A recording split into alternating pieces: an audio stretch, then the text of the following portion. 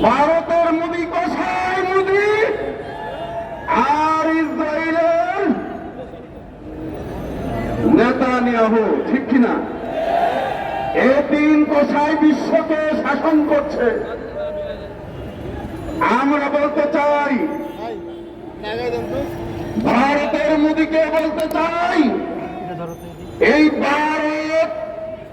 ভারতের ইতিহাস ঐতিহ্য, ভারতের গুরুত্বপূর্ণ স্থাপনা, যেই ভারত যে সমস্ত ঐতিহ্যকে নিয়ে গর্ব করতে পারে, এই সব কিছু মুসলমানদের অবদান।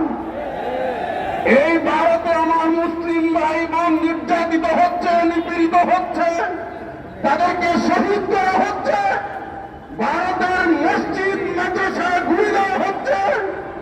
আমরা বলতে চাই, এই মোদি কসাই মোদি, তোমার ভারতের মুসলিম নিধন বন্ধ করো, না হয়তো ভারত ভেঙ্গে টুকরো টুকরো হয়ে যাবে ইনশাআল্লাহ।